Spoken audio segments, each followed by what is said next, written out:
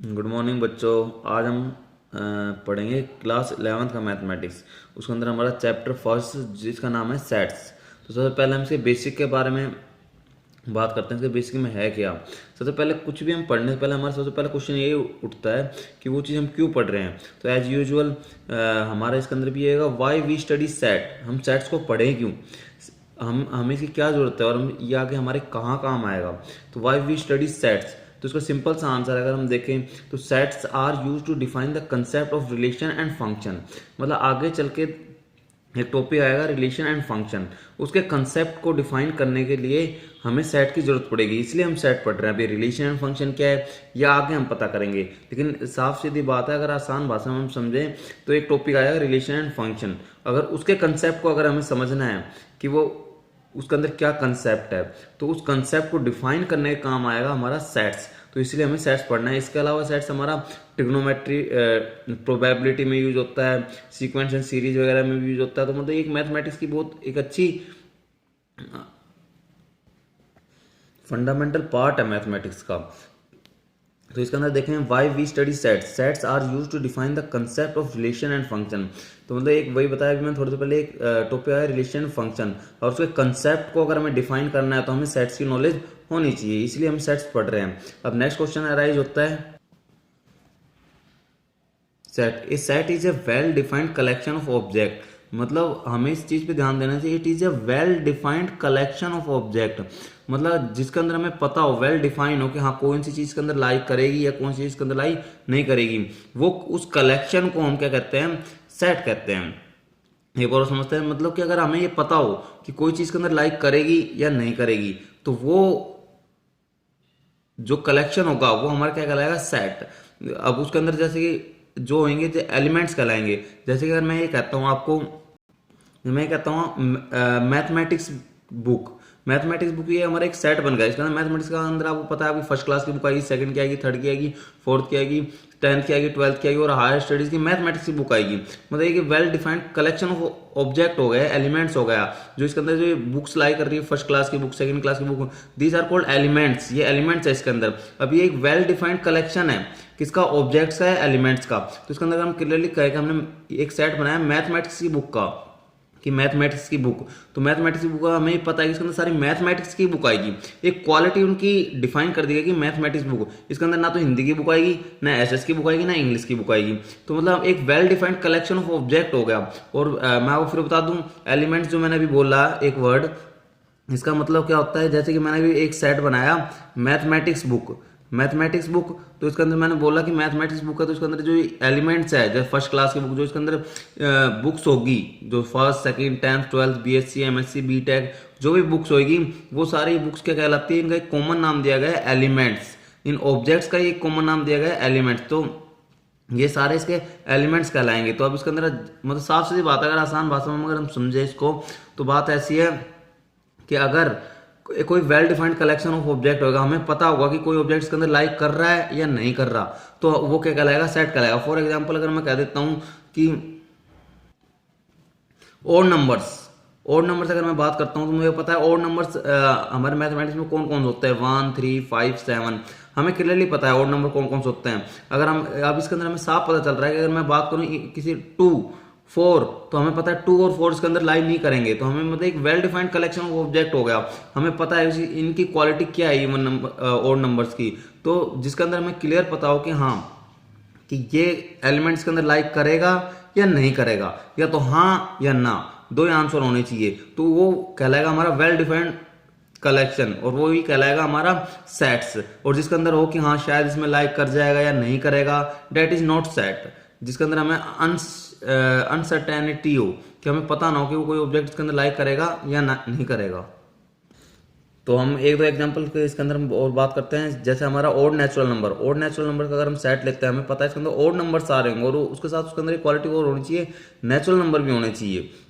वो क्या कहलाएंगे, मतलब इसके अंदर साफ सी बात है, हमारे जो नेगेटिव वाले नंबर है वो लाई नहीं करेंगे। और नेचुरल नंबर में 1 3 5 7, अब here 1 3 7 9 11 these are called elements, ये किसी सेट्स के एलिमेंट्स है। इसी तरीके से अगर हम दूसरे किसी सेट्स की बात करें, वोवल ऑफ इंग्लिश अल्फाबेट के ए ई आई ओ यू, ये हमारे 5 वोवल्स है।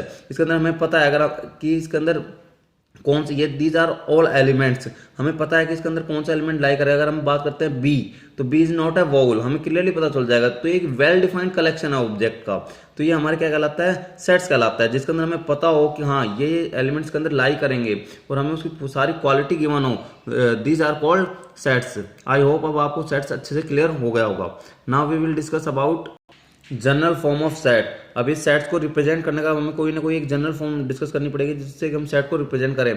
तो पहली बात, हम किसी भी चीज को एक चीज के अंदर रिप्रेजेंट करना है। अब सेट तो काफी कलेक्शन ऑफ ऑब्जेक्ट हो सकता है, तो हम किसी एक सिंबल से उसको रिप्रेजेंट करना चाहेंगे, तो जो भी सेट है वो रिप्रेजेंट किया जाता है capital letter of English alphabet. अगर सेट्स को अगर एक लेटर के अंदर में डिनोट करना है तो कोई भी कैपिटल लेटर ले लो इंग्लिश अल्फाबेट का, like capital A B C D E F G H X Y Z.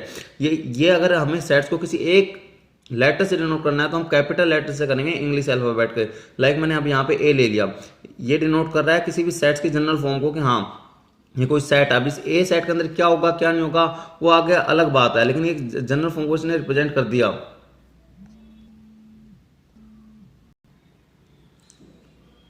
उसके अंदर के जो एलिमेंट्स होंगे वो हम small letter of English alphabet से डिनोट करेंगे।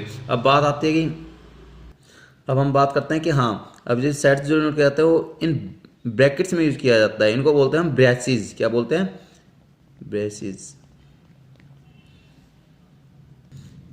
इन ब्रेसिस के अंदर एनक्लोज करेंगे एलिमेंट्स को। तो अब आगे हम फर्दर डिस्कस करेंगे ब्रेसिस सेट के अंदर दोनों फॉर्म में काम आते हैं, रोस्टर में भी और आपकी सेट बिल्डर में भी। अच्छा, ये रोस्टर सेट बिल्डर क्या होगा ये आगे हम डिस्कस करेंगे। तो साफ सी बात है, सेट्स को अगर आपको डिनोट करना है वो ब्रेसिस के अंदर डिनोट करना पड़ेगा। जैसे सपोज हम एग्जाम्पल ले लेते हैं, 4 अल्फाबेट ऑफ इंग्लिश लैंग्वेज, पहले 4 अल्फाबेट ले रहे हैं इंग्लिश लैंग्वेज के, तो वो हो गए हमारे ए बी सी डी। अब इसके अंदर एक वेल डिफाइंड कलेक्शन होगा ये ऑब्जेक्ट का। हमें पता है पहले 4 अल्फाबेट क्या होता है इंग्लिश में, ए बी सी डी, तो एक हमें डिफाइन कर दिया कि ये, और उनके बाद जो भी 4 लेटर है हमने उनको लिखा, लिखने के बाद उनको इधर ब्रेसिस के अंदर एनक्लोज कर दिया। तो ये हमारा एक सेट बन गया। ये किसी भी सेट की जनरल फॉर्म है। पहले बात, अगर किसी सेट को अगर एक सिंगल वर्ड से डिनोट करना तो उसको कैपिटल लेटर से डिनोट करो, capital A C D E F, उसका अंदर का एलिमेंट डिनोट करना है। कि जनरल फॉर्म की बात करें तो हम जनरल में भी डिनोट करेंगे तो वो स्मॉल इंग्लिश अल्फाबेट से करो, ए बी सी डी, इनसे आप कर सकते हो, या ई एफ जी एच आई किसी से भी कर सकते हो रैंडमली, आपको पूरी फ्रीडम है इसके अंदर। लेकिन एक कंडीशन है, जो सेट होगा कोई भी वो हमेशा ब्रेसिस के अंदर एनक्लोज होगा। मतलब जब भी सेट के एलिमेंट लिखो उसके बाद उसको ब्रेसिस के अंदर एनक्लोज कर दो। अब एक सिंबल और आता है जो कुछ ऐसा ऐसा दिखता है, ये सिंबल है किसका? इप्सिलॉन। ये एप्सिलॉन का सिंबल है। अब इसका मतलब क्या होता है? इसका मतलब क्या होता है? इसका मतलब होता है बिलोंग टू।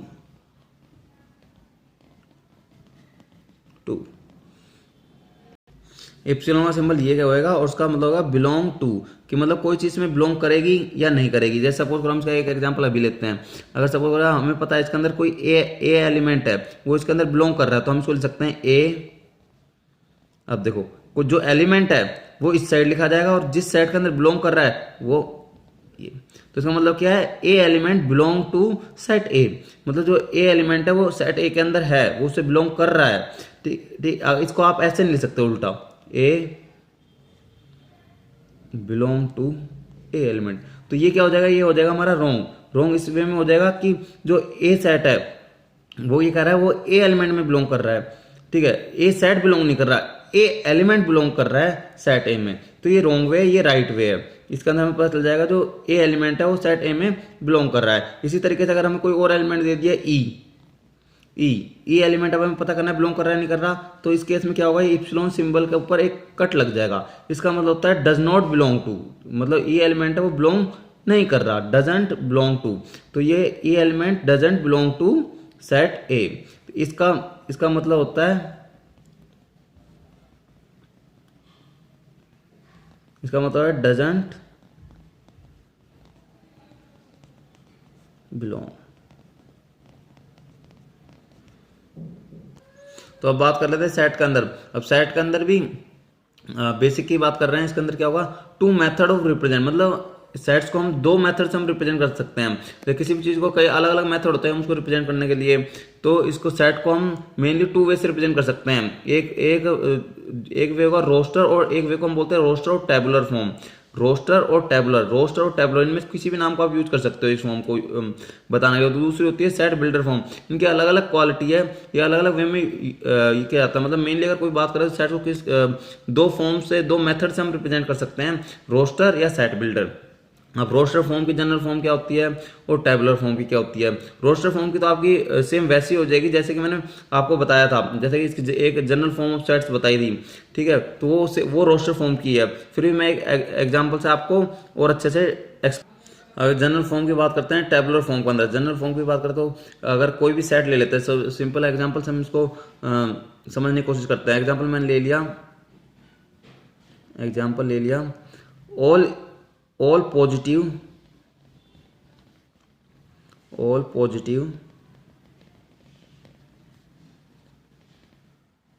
P1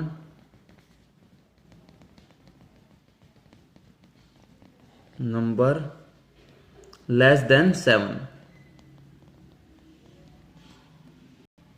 अब ये मैंने ले लिया all positive even number less than 7। अब हमें पता चला ये सेट है, मतलब हमें एक स्पेसिफिक वेल डिफाइंड कलेक्शन दे दिया। 7 से नीचे वाले इवन नंबर बताना, वो भी पॉजिटिव। तो मतलब एक हमें वेल डिफाइंड कलेक्शन होगा। तो इस सेट है, अगर इस सेट को हमें रिप्रेजेंट करना है तो सबसे पहले बात, इस सेट को अगर हमें किसी एक लेटर से रिप्रेजेंट करना है तो हमको एक लेटर लिखना पड़ेगा। सपोज करो कैपिटल डी लिख लिया। अब इस सेट को रिप्रेजेंट करना है तो वही सबसे पहले इसके अंदर कौन कौन से एलिमेंट लाई करेंगे। हमें पता है all even number less than 7, even number less than 7 कौन कौन से होते हैं, 2 4 6, ये इवन नंबर्स होते हैं लेस देन 7। तो उसके बाद जब भी हो जाए उसके बाद इनको अगेन ब्रेसेस के अंदर एंड क्लोज कर देंगे। तो ये हमारा सेट बन गया। हमें पता है अगर कोई कहता है इसके अंदर 4 belong to set D, 6 belong to set D. अगर कोई बात करता है 7 doesn't belong to set D. हमें पता चल रहा है क्लियरली कि कौन कौन से एलिमेंट्स के अंदर लाई करेंगे या नहीं लाई करेंगे, कौन कौन से एलिमेंट होंगे या नहीं होंगे। और अगर इस सेट को आप इस तरह से भी इस वे में भी रिप्रेजेंट कर सकते हो, इसी सेम सेट को 4 2 6। तो इसका मतलब साफ है कि अगर कोई भी सेट दे रखा है, अगर हमें रोस्टर फॉर्म के अंदर दे रखा है, रोस्टर या टेबुलर फॉर्म के अंदर, तो उसके अंदर जो एलिमेंट्स का ऑर्डर है वो आगे पीछे हो सकता है, कोई इफेक्ट नहीं पड़ता। मतलब यहाँ 4 की जगह 6 भी आ सकता है, यहाँ पे 2 भी आ सकता है, यहाँ 2 आ भी रखा है और यहाँ पे 4 भी आ सकता है। मतलब जो एलिमेंट्स का ऑर्डर है वो कोई नहीं आएगा। तो ये सेट और ये सेट हमारे सेम ही है। तो मतलब सेट के अंदर ऑर्डर कोई ज़्यादा मेन रोल प्ले नहीं करता है सेट्स के अंदर। तो इसके अलावा अगर हम एक और बात करें, अगर हम एक सेट और लेते हैं, सेट लेंगे हम अल्फाबेट्स ऑफ, अगला ले लिया हमने, हमें दिया गया अल्फाबेट ऑफ वर्ड स्कूल। मतलब हमें सेट दिया गया है जिसके अंदर में जो अल्फाबेट है स्कूल वर्ड के अंदर जो जो अल्फाबेट आते हैं उनका हमें सेट बनाना है। तो अगेन सेट इसका बनाने के लिए हमें क्या करना पड़ेगा, जो सेट हमें दे रखा है किसी भी कैपिटल लेटर से हम उसको 1 में रिप्रेजेंट करते हैं, तो मैंने इसको बी से रिप्रेजेंट कर लिया। उसके बाद जो इसके एलिमेंट्स है उनको क्या करना है, उनका एलिमेंट्स को इसके अंदर राइट करना है। तो ये हो गया CH। अब यहाँ पे देखो O 2 टाइम्स है, मतलब O एलिमेंट जो है वो 2 बार है। तो इसको हम अगर सेट के अंदर राइट करना तो हमेशा एक बार लिखेंगे।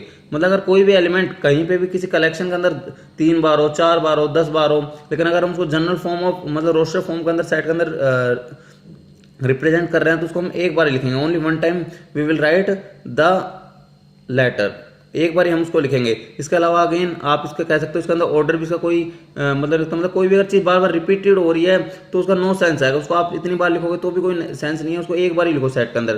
तो इसके अलावा आप इस सेट को इस तरह से भी रिप्रेजेंट कर सकते हो कि इसका ऑर्डर कोई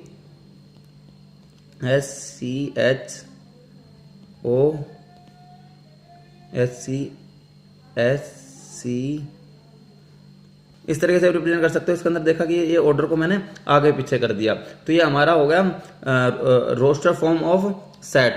रोस्टर फॉर्म ऑफ सेट के अंदर इस वे से रिप्रेजेंट कर सकते हैं। बस मेन तो दो ही चीज़ थी कि इसके अंदर एक तो रिपीटेड चीज़ नहीं आएगी और उसके बाद इसका ऑर्डर भी आगे पीछे हम कर सकते हैं। रिपीटेड चीज़ आएगा, उसके अंदर हम बात करें टोटल एलिमेंट्स कितने हैं, इसमें एलिमेंट्स है 3 और इसके अंदर एलिमेंट्स कितने हो गए, 5 एलिमेंट्स है इसके अंदर। अब हम सेट के अंदर बात करते हैं इसकी नेक्स्ट फॉर्म की। नेक्स्ट फॉर्म थी हमारी, नेक्स्ट फॉर्म हम जब डिस्कस कर रहे थे, नेक्स्ट फॉर्म थी हमारी set builder form. Set builder form सबसे पहले हम इसकी जनरल फॉर्म के बारे में डिस्कशन करेंगे। इसकी जनरल फॉर्म होगी, जनरल फॉर्म के अंदर डिस्कस करेंगे कि जनरल फॉर्म होगी क्या सेट बिल्डर फॉर्म की। ये भी एक सेट का एक रिप्रेजेंट करने का एक तरीका है, way of representation of sets. तो इसका अगर जनरल फॉर्म की बात करें तो उससे पहले हम डिस्कशन कर लेते हैं। एक सिंबल यूज होता है, ये सिंबल होता है कोलान का। किसका होता है, कोलान का, COLON। इस कोलान सिंबल का यूज, एक तो ब्रेसेस का यूज इसके अंदर अगेन हम करेंगे, क्योंकि उसके अलावा भी एक सिंबल होता है कोलान जिसके अंदर हम 2 टिक कैसे कर देते हैं। इसका मतलब होता है सेट्स के अंदर ये कोलान का सिंबल है वो स्टैंड करेगा, स्टैंड्स फॉर सच डैट। मतलब बात ये है कि ये सिंबल कहीं पे भी आ जाएगा तो उसका मतलब आपको पढ़ना है सच डैट। इसका मतलब यहाँ पे होगा सच डैट। अगर कहीं पे कोलान सिंबल दे रहा है उसका मतलब है सच डैट, मतलब इस तरीके से होगा वो।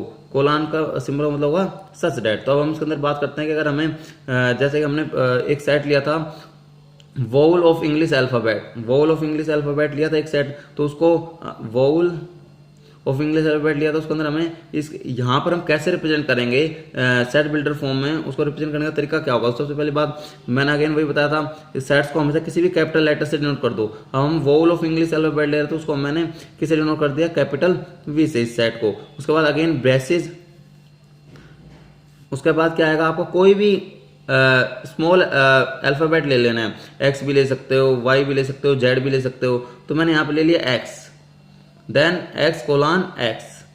इसका मतलब हो गया, कोलान का मतलब such that the set of X, ये कहलाएगा the set of X such that X is a vowel of English alphabet. अब मेरे वहां प्लेस नहीं था इसलिए मैंने इसको नीचे लिख दिया है, और उसके बाद इसको ब्रेसेस के अंदर एनक्लोज कर दो। तो इसके अंदर हमें क्लियर पड़ गया x is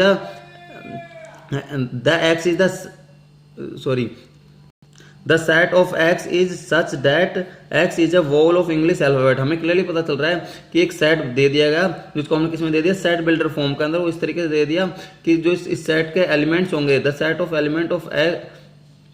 element of x is such that the x is a vowel of English alphabet. मतलब जो इसके एलिमेंट्स होंगे वो सारे इंग्लिश अल्फाबेट के एलिमेंट होंगे। तो हमने इस सेट को हमने सेट बिल्डर फॉर्म में रिप्रेजेंट कर दिया है। और अगर इसी सेट को अगर हम रोस्टर फॉर्म में रिप्रेजेंट करें,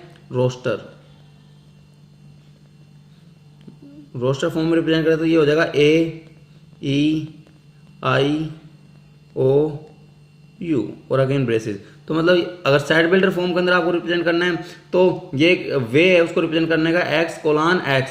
उसके बाद जो उसकी एक क्वालिटी है, जो उनकी क्वालिटी है जिसके बेस पे हम बाकी एलिमेंट्स उसको अलग कर सके, वो क्वालिटी कंप्लीट डिस्क्राइब करो।